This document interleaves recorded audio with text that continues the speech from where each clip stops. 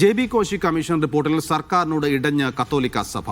ക്രൈസ്തവർ പോളന്മാരാണെന്ന മുഖ്യമന്ത്രി കരുതരുതെന്ന് കത്തോലിക്ക സഭയുടെ മുഖപത്രം ദീപികയുടെ മുഖപ്രസംഗത്തിൽ വിമർശിക്കുന്നു. ജെ.ബി. കോശി കമ്മീഷൻ റിപ്പോർട്ട് നടപ്പാക്കിയെന്ന മുഖ്യമന്ത്രിയുടെ വാദം തെറ്റാണ്. റിപ്പോർട്ട് നടപ്പാക്കിയത് ഒരു ക്രിസ്ത്യാനി പോലും അറിഞ്ഞിട്ടില്ലെന്നും മുഖപ്രസംഗത്തിൽ പറയുന്നു. ജെ.ബി. കോശി കമ്മീഷൻ ശുപാർശകളുമായി ബന്ധപ്പെട്ട് ഇന്നലത്തെ വാർത്താ സമ്മേളനത്തിൽ മുഖ്യമന്ത്രി പറഞ്ഞത് എന്തായിരുന്നു എന്ന് കൂടി നമുക്ക് കേൾക്കാം. അതിനുശേഷം ആ മുഖപ്രസംഗത്തിന്റെ വിശദാംശങ്ങളിലേക്ക് വരാം. കമ്മീഷൻ റിപ്പോർട്ടിലെ ശുപാർശകൾ നടപ്പിലാക്കുന്നതുമായി ബന്ധപ്പെട്ട് തെറ്റിദ്ധാരണാജനകമായ വാർത്തകൾ പുറത്തു വരുന്നുണ്ട്. കമ്മീഷൻ സമർപ്പിച്ച 284 ശുപാർശകൾ, 45 ഉപശുപാർശകൾ ഇവയാണ് സംസ്ഥാന സർക്കാർ പരിഗണിച്ചത്. ഇതിൽ സർക്കാരിൻ്റെ 17 വകുപ്പുകൾ പൂർണ്ണമായി ശുപാർശ നടപ്പിലാക്കി. ക്രൈസ്തവർ പോളന്മാരാണെന്ന് മുഖ്യമന്ത്രി കരുതരുത് എന്നാണ് കത്തോലിക്ക സഭയുടെ മുഖപത്രമായ ദീപികയിൽ പറയുന്നത്. എം കെ ഷുക്കൂറാണ് വിവരങ്ങൾ നൽകാനുള്ളത്. ഷുക്കൂർ, മുഖപ്രസംഗം അതിരൂക്ഷമായാണ് സർക്കാർ വിമർശിക്കുന്നത്. ഇന്നലെ മുഖ്യമന്ത്രിയുടെ വാർത്താ സമ്മേളനത്തിൽ അദ്ദേഹത്തിന്റെ പ്രസ്താവനയാകാം ദീപികയെ അല്ലെങ്കിൽ കത്തോലിക്ക സഭയെ പ്രകോപിപ്പിച്ചതെന്നാണ് നമ്മൾ മനസ്സിലാക്കേണ്ടത്. ജെ.ബി. കോശി റിപ്പോർട്ടിലെ ഒന്നും നടപ്പിലാക്കിയില്ല എന്നാണോ മുഖപ്രസംഗം പറയുന്നത്?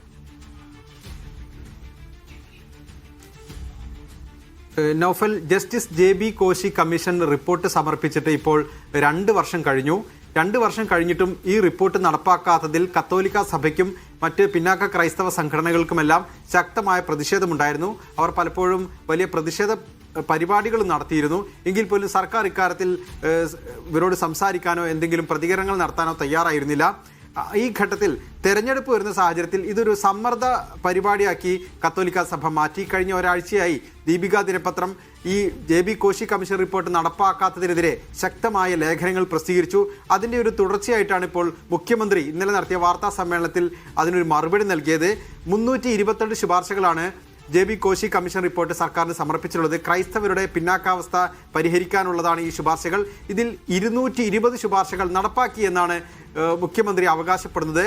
ഇതിൽ സർക്കാരിൻ്റെ 17 വകുപ്പുകൾ നടപ്പാക്കേണ്ട ശുപാർശകൾ, ആ 17 വകുപ്പുകൾ നടപ്പാക്കി എന്നുള്ളൊരു റിപ്പോർട്ടാണ് മുഖ്യമന്ത്രി പുറത്തുവിട്ടത്. എന്നാൽ മുഖ്യമന്ത്രിയുടെ അവകാശവാദത്തെ പൂർണ്ണമായി ഇപ്പോൾ കത്തോലിക്ക സഭയുടെ മുഖപത്രം ദീപിക തള്ളുകയാണ്.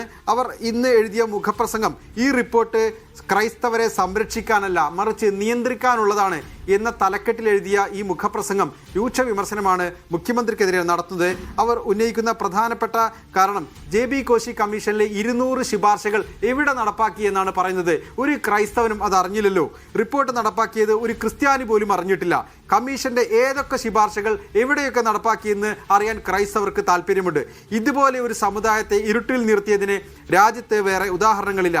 ക്രൈസ്തവരോടുള്ള സമീപനമാണ് ഇത് വ്യക്തമാക്കുന്നത്. ഒപ്പം തന്നെ അനാവശ്യ ദുരൂഹത സൃഷ്ടിക്കാതെ സർക്കാർ ഇരുട്ടിൽ നിന്ന് മാറി നിൽക്കണം എന്ന് തുടങ്ങി ചില ശക്തികളുടെ സമ്മർദ്ദ ഫലമായാണ് ക്രൈസ്തവർക്ക് ലഭിക്കേണ്ട ആനുകൂല്യങ്ങൾ തടഞ്ഞുവെച്ച് സർക്കാർ നുണ പറയുന്നത് എന്ന രീതിയിൽ കൂടി പറയുന്നു. ഒപ്പം ജനാധിപത്യത്തിൽ ജനത്തിന്റെ വിരൽത്തുമ്പിലാണ് യഥാർത്ഥ നിയന്ത്രണമെന്നും ഉള്ളൊരു മുന്നറിയിപ്പ് കൂടി നൽകിയാണ് ഈ മുഖപ്രസംഗം അവസാനിക്കുന്നത്.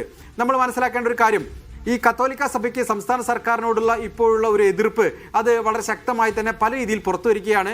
കഴിഞ്ഞ തദ്ദേശ തെരഞ്ഞെടുപ്പിൽ മലയോര മേഖലയിലെ ഫലം അത് പലയിടത്തും LDFന് എതിരായി പോയതിൻ്റെ പ്രധാനപ്പെട്ട കാരണം കത്തോലിക്ക സഭയുടെയും അതുപോലെ തന്നെ ക്രൈസ്തവ സംഘടനകളുടെയും എതിർപ്പാണ് എന്നൊരു വിലയിരുത്തൽ പൊതുവെ വന്നിട്ടുണ്ട്. അതിനിടയിലാണ് കഴിഞ്ഞ ദിവസം കത്തോലിക്ക സഭയുടെ സിനഡ് നടക്കുന്ന അതിൻ്റെ കാക്കനാട്ടെ ആസ്ഥാനത്തേക്ക് പ്രതിപക്ഷ നേതാവ് വി.ഡി. സതീശൻ എത്തുന്നതും അവിടെ ഏതാണ്ട് 1 മണിക്കൂർ നീണ്ട ചർച്ച നടത്തുന്നതും കത്തോലിക്ക സഭയുടെ സിനഡ് നടക്കുന്ന ഒരു സമയത്ത് സഭയുടെ അനുമതിയില്ലാതെ അത്തരത്തിലൊരു സന്ദർശനം സാധ്യവുമല്ല. ആ അർത്ഥത്തിൽ സഭ തങ്ങളുടെ രാഷ്ട്രീയ നിലപാട് കുറച്ചുകൂടി UDFന് അനുകൂലമായി മാറ്റുന്നു എന്ന് കൂടി തോന്നിയ ഘട്ടത്തിലാണ് ഇപ്പോൾ മുഖ്യമന്ത്രിയുടെ പ്രതികരണവും അതിനോടുള്ള കത്തോലിക്ക സഭയുടെ പ്രതികരണവും വന്നിരിക്കുന്നത്. ഷുക്കൂർ, ഈ ജെ.ബി. കോശി റിപ്പോർട്ട് ഇതുവരെയും ഒരു പബ്ലിക് ഡോക്യുമെന്റ് ആയിട്ടില്ലേ? 2 വർഷമായിട്ടും എന്തുകൊണ്ടാണ് ഇത് പുറത്തുവിടാത്തത്? Justice J B. Koshy commission report justice J B. Koshy കമ്മീഷനോട് സർക്കാർ ക്രൈസ്തവരുടെ പിന്നാക്കാവസ്ഥ പഠിച്ച് റിപ്പോർട്ട് സമർപ്പിക്കാൻ പറയുന്നത് 2020 അതായത് ഒന്നാം പിണറായി സർക്കാരിൻ്റെ സമയത്താണ്. 2023 justice JB Koshy commission report സമർപ്പിക്കുന്നത്. ഈ കമ്മീഷൻ ഏതാണ്ട് 5 ലക്ഷത്തോളം ക്രൈസ്തവരിൽ നിന്നും സ്വീകരിച്ച നിവേദനങ്ങൾ കൂടി പരിശോധിച്ചാണ് ഈ റിപ്പോർട്ട് തയ്യാറാക്കിയത്. ഇതിൽ 328 ശുപാർശകളാണുള്ളത്. ഈ ക്രൈസ്തവരായ മലയോര മേഖലയിലും അതുപോലെ തന്നെ തീരദേശത്തുമുള്ള ആളുകളുടെ മെച്ചപ്പെട്ട ഉപജീവനം, ഒപ്പം തന്നെ വിദേശത്ത് കുടിയേറിപ്പാർത്തവരുടെ പിന്മുറക്കാർ നേരിടുന്ന പ്രശ്നങ്ങൾ, അതുപോലെ തന്നെ അവരിൽ മറ്റേ ജനസംഖ്യാ വർധനവില്ലാത്ത ഒരു പ്രശ്നം തുടങ്ങി വിവിധ പ്രശ്നങ്ങൾ ഈ റിപ്പോർട്ട് അഭിമുഖീകരിക്കുന്നുണ്ട്. എന്നാൽ ഇതേക്കുറിച്ചുള്ള ചില വിവരങ്ങൾ വന്നു എന്നതല്ലാതെ ഈ റിപ്പോർട്ട് സർക്കാർ പരസ്യപ്പെടുത്തിയിട്ടില്ല. റിപ്പോർട്ട് പരസ്യപ്പെടുത്തണമെന്നൊരാവശ്യം കത്തോലിക്ക സഭ അടക്കമുള്ള പിന്നാക്ക ക്രൈസ്തവ സംഘങ്ങൾ ഉൾപ്പെടെയുള്ള വിഭാഗങ്ങൾ പലതവണ ആവശ്യപ്പെട്ടിട്ടും സർക്കാർ തയ്യാറായിട്ടില്ല. എന്നാൽ ഒരു തെരഞ്ഞെടുപ്പ് പ്രശ്നമായി ഇത് ഉന്നയിക്കാനാണ് കഴിഞ്ഞ ഏതാനും മാസങ്ങളായി കത്തോലിക്ക സഭ ശ്രമിക്കുന്നത്. ഈ റിപ്പോർട്ടിന്റെ അടിസ്ഥാനത്തിൽ ചില ക്ഷേമ പദ്ധതികൾ ക്രൈസ്തവർക്ക് പ്രഖ്യാപിക്കണമെന്ന ഒരു ആവശ്യവും അവർ ഉന്നയിക്കുന്നു.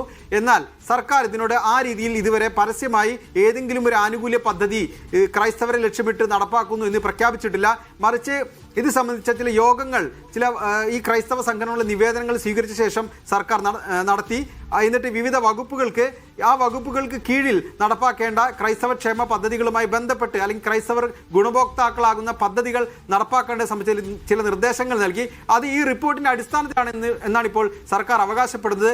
ആ അർത്ഥത്തിൽ 200 ശുപാർശകൾ JB കോശി കമ്മീഷൻ റിപ്പോർട്ടിന്റെ അടിസ്ഥാനത്തിൽ നടപ്പാക്കി എന്നാണ് ഇന്നലെ മുഖ്യമന്ത്രി അവകാശപ്പെട്ടത്. എന്നാൽ ഏതൊക്കെ ശുപാർശകൾ എവിടെയൊക്കെ നടപ്പാക്കി എന്നത് അറിയാൻ വഴിയില്ല. കാരണം ഈ റിപ്പോർട്ട് ഇപ്പോഴും ഒരു പബ്ലിക് ഡോക്യുമെന്റ് അല്ല. അത് പബ്ലിക് ഡോക്യുമെന്റ് ആക്കണം എന്നൊരാവശ്യം ഇപ്പോഴും നിലനിൽക്കുകയാണ്.